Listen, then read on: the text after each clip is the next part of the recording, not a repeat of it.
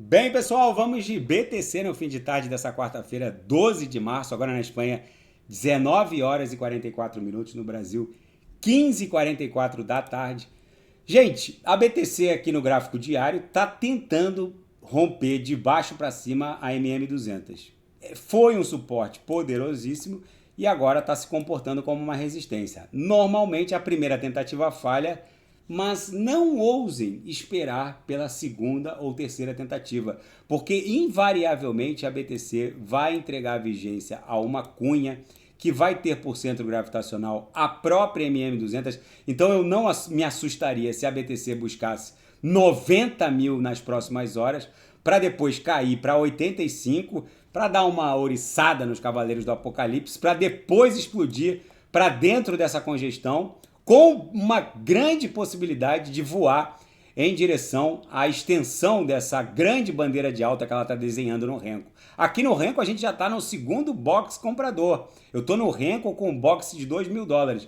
Esse gráfico, ele é muito... Ele ostenta uma fidedignidade em relação à inércia movimentacional muito maior, porque ele é um gráfico atemporal. Cada box desse aqui de $2.000 pode demorar 1 milissegundo, meio segundo para ser desenhado, ou 100 mil anos.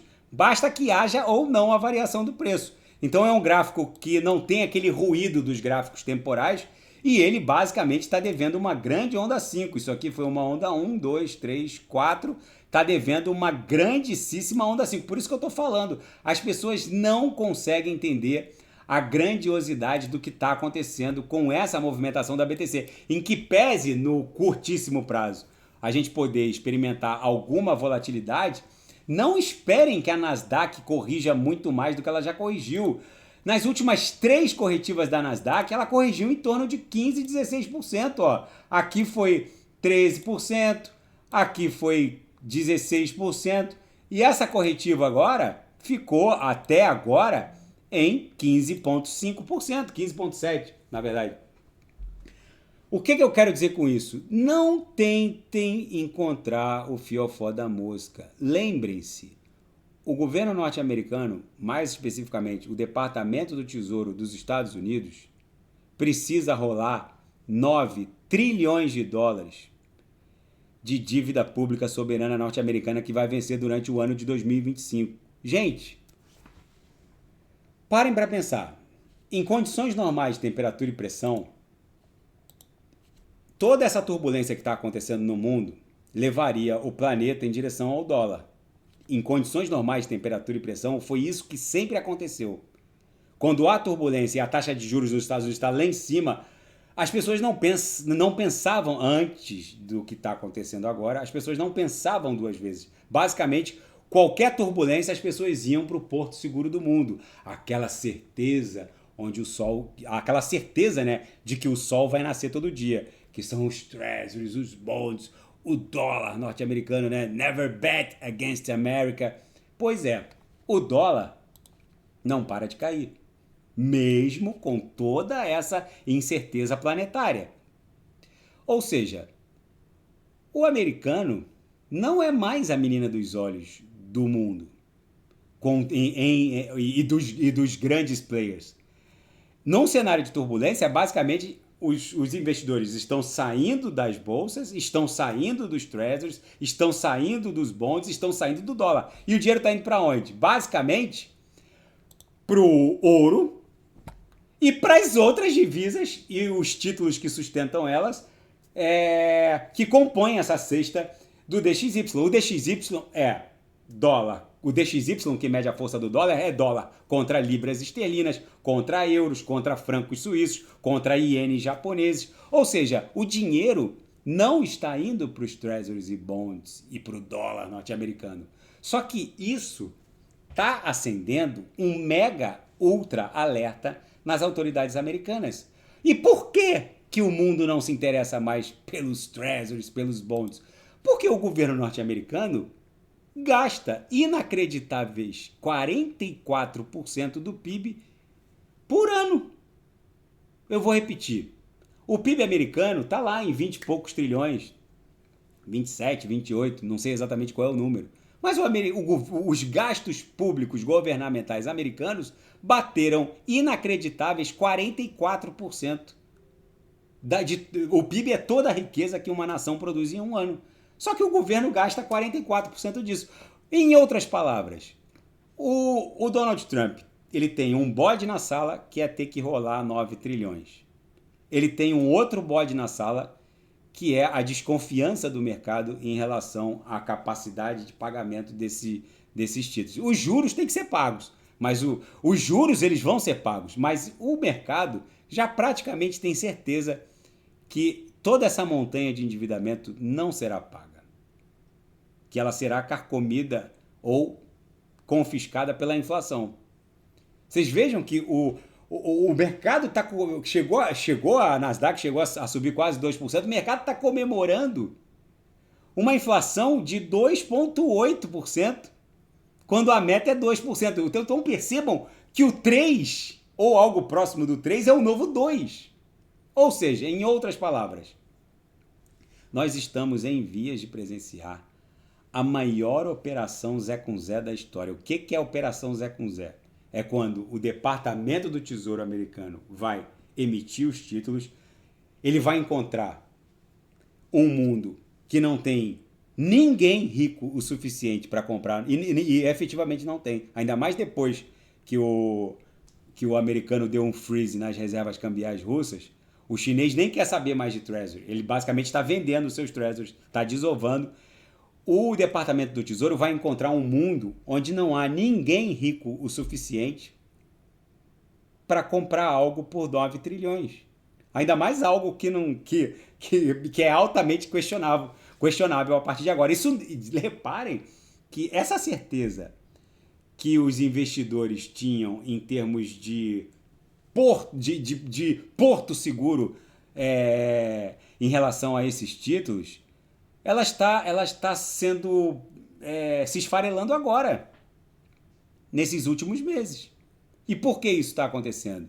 Porque, basicamente, o americano entrou numa espiral da morte de endividamento. E não tem solução. E esse Zé com Zé que vai rolar, ou seja, quem vai comprar esse... Como não há ninguém no mundo rico o suficiente para pagar 9 trilhões, que tem que ser... Esses 9 trilhões têm que ser rolados até o final de 2025.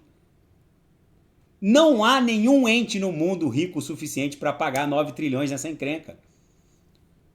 Basicamente, quem vai comprar esses 9 trilhões é o Federal Reserve, que tem a prerrogativa de imprimir dinheiro. E o que vocês acham que vai acontecer com o M2? Aqui eu tô no M2 brasileiro. Porque tudo no Brasil é mais dramático, né? Na pandemia tinha 3,2 trilhões de reais em circulação, hoje tem quase 7 trilhões de reais em circulação. Por isso que está tudo explodindo no Brasil. Não só no Brasil, né? No mundo todo. Agora o M2 americano vai encontrar aqui um nível de expansão brutal. Vocês precisam estar preparados para isso. Não existe nenhum catalisador para a expansão do market cap do Bitcoin que se compare ao M2. Eu vou repetir. Não existe nenhum catalisador. Vocês podem... A Nasdaq pode explodir, S&P pode explodir, o governo americano provavelmente vai começar a comprar Bitcoin até o final do ano, mas não existe nenhum catalisador que chegue perto da expansão do M2. Quando o M2 engata uma quinta, meus amigos, a BTC também engata uma quinta. Vocês lembram que o Bitcoin foi criado lá na crise do subprime, quando o governo norte-americano amanheceu num belo dia e descobriu que toda aquela montanha de hipoteca AAA não valia porcaria nenhuma e que os principais banqueiros norte-americanos se reuniram lá no Fed. Quem viu o filme Chamada de Margem, aquela clássica reunião dos banqueiros com o presidente do Fed, e eles basicamente falaram que estavam quebrados, e o Fed, o que ele fez? Imprimiu da noite para o dia 8 trilhões para salvar meia dúzia de bancos, meia dúzia de famílias, de banqueiros. Só que agora essa crise é infinitamente mais brutal. Eu diria para os senhores que 8 trilhões não paga nem o cafezinho dessa crise. Porque parem para pensar, nessa última madrugada, o Congresso americano deu mais um cheque em branco para o Executivo Federal gastar sem limites até setembro. Ou seja, vocês podem acrescentar no endividamento público americano mais 2 trilhões, que é esse cheque em branco que a gestão do Trump recebeu. Então a dívida não é 36,7 tri, é 38,7 tri. Tá indo para 40. E, gente, quem vai pagar toda essa palhaçada é a impressão de quem vai pagar. Que, na verdade, a inflação vai carcomer o valor do dólar e, basicamente, quem vai pagar por toda essa palhaçada é quem tem os recebíveis vinculados a moedas fiduciárias. Por isso que eu estou falando para os senhores, nós estamos prestes a presenciar a maior expansão de riqueza desse século. Isso aqui, gente, isso aqui vai promover a maior transferência de riqueza desse século, sem dúvida nenhuma. Essa expansão monetária não encontra precedente, até porque ela é concomitante com a zona do euro, porque a Alemanha está reformando a sua Constituição num acordo suprapartidário para tirar do limite de gastos com defesa e infraestrutura. A Alemanha chutou o balde, aquela Alemanha toda certinha da austeridade fiscal não existe mais. Não existe mais. A Polônia está indo no mesmo caminho. Agora a Polônia diz que vai desenvolver o artefato nuclear. A França quer desenvolver um delivery, né? Quer também conseguir. A França já tem o artefato nuclear, França e Reino Unido. Só que as ogivas nucleares da França são aquelas cheias de teia de aranha paleozoicas. Eles querem agora desenvolver um delivery. O estilo russo, né? Estilo o hipersônico, né? Com mais de 20, 30 mil quilômetros por hora. Enquanto a Europa está tentando desenvolver um programa espacial da noite para o dia, que a gente sabe que é uma coisa que vai custar trilhões e vai demorar uma década pelo menos, enquanto a Europa está tentando tirar a teia de aranha das ogivas, o delivery de uma ogiva nuclear pelos russos é de 30 mil quilômetros por hora, o delivery do chinês, o chinês está desenvolvendo um propulsor que leva a ogiva para o espaço, a Terra gira e cai no alvo. Ou seja, gente, vocês precisam entender o seguinte. Enquanto o russo entrega uma ogiva a 30 mil quilômetros por hora, o chinês já tem um programa espacial do nível do americano, manda a sonda para a Lua, a Roscosmos tá em outro patamar, que é a Agência Espacial Russa, até a Europa chegar nesse nível, vocês podem ter certeza que o M2 Global vai ter triplicado, se não quadruplicado. E nesse cenário, vocês estarem desembarcados do Bitcoin, vocês precisam ser bem menos que um mineral. A MGX de Abu Dhabi aportou 2 bilhões de dólares na Binance, comprando uma parcela da Binance. É um acordo histórico. O pagamento teria sido ultimado via stablecoins. A Binance não quis dar mais detalhes, mas vocês podem ter certeza de uma coisa. Depois desse aporte de Abu Dhabi, a Binance provavelmente vai abrir o capital dela nas bolsas americanas, se valendo, né, desse approach crypto-friendly dos reguladores. E mais uma empresa de capital aberto nos Estados Unidos, a Rumble, começou a comprar Bitcoin. Uma compra inicial de 188 bitcoins, num valor de 17 milhões de dólares, é só o início. Segundo os dirigentes da Rumble, eles vão promover um programa de compra sistemática. Basicamente, eles vão replicar a operação da MicroStrategy, que agora se chama Strategy. Agora eu pergunto para os senhores, não há BTC para todo mundo. Já é a quarta ou quinta corporação de capital aberto nos Estados Unidos que resolveu replicar a operação da MicroStrategy. Vocês precisam entender que a grandeza desse movimento. As pessoas acharam que aquele summit, aquela cúpula de criptoativos na Casa Branca não serviria para nada. Pois é. Dali saiu normativas que criaram a reserva estratégica, integraram a custódia de criptoativos no sistema financeiro. Qualquer banco nos Estados Unidos pode custodiar criptoativos. Regulamentaram agora a emissão de stablecoins e agora deram segurança jurídica para que corporações de capital aberto comprem BTC. Gente, isso começa devagarinho e vai tomando proporções. Eu insisto com os senhores, quem não sabe o que comprar é só clicar no link abaixo. Gemas Altcoin Alert. Não ousem ficar de fora dessa mega pernada de prosperidade que está se avizinhando. Não tentem achar o fiofó da mosca. Não tentem adivinhar o fundo dessa história, até porque a Nasdaq já corrigiu bem. Diante das últimas 3, 4 corretivas, a Nasdaq já corrigiu o suficiente para continuar a sua expansão. O endividamento público norte-americano indo para 40 trilhões, por uma questão matemática, os reguladores não podem deixar o market cap das grandes corporações que em última análise sustentam a máquina estatal americana derreter muito mais do que isso. Porque parem para pensar, como que o endividamento americano vai para 50 tri e as bolsas todas não valem nem 20, 30 tri? Então, se as Big Techs sangrarem um pouco mais, você cria uma situação de ponto sem retorno. Vocês conseguem entender a sutileza do que está acontecendo? É porque a gente entra nas redes sociais, é tanto chorume, é tanto lixo. Assim, eu não vejo ninguém à altura, pelo menos no Brasil, ninguém está à altura. E ninguém ostenta nível ou capacidade intelectual para conseguir enxergar o que está acontecendo, gente. Vocês precisam ter olhos de ver. Vocês acham mesmo que se a dívida soberana do Estado norte-americano está indo para 50 trilhões, vocês acham mesmo que o market cap de todas as empresas de capital aberto pode ficar muito abaixo de 30 tri? Pode se aproximar perigosamente de 20? Não pode! Não pode! Porque em última análise, o inchaço disso é que vai pagar aquilo lá. Os juros, pelo menos, porque o principal nunca vai ser pago. Por isso que eu falo, quem não sabe o que comprar, é só clicar no link abaixo, Gemas Altcoin Alert. Ali eu selecionei as melhores altcoins que vão performar neste ciclo.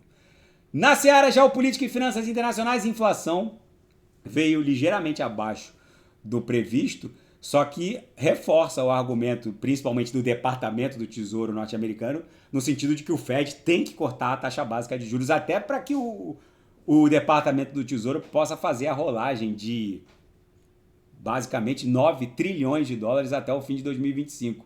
E o preço do ouro não para de subir. Isso que eu estou falando, gente. Em condições normais de temperatura e pressão, com a taxa básica de juros acima de 4% ao ano, por que o mercado global não está nem aí para os treasuries, para os bonds, para o DXY, para o dólar norte-americano?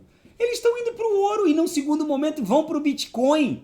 Inclusive, existe essa relação movimentacional de ouro e BTC. E a Rússia, cautelosa, aguarda mais detalhes sobre o acordo de cessar-fogo mediado pelos Estados Unidos e pela Arábia Saudita, que está mediando. Ambos estão mediando esse acordo entre Rússia e Ucrânia.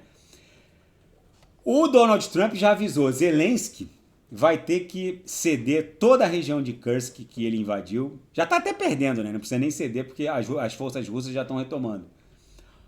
O acordo de terras raras, de mineração de terras raras, o Zelensky já confirmou que o americano vai poder minerar ali para ter uma contrapartida do meio trilhão que eles mandaram para lá.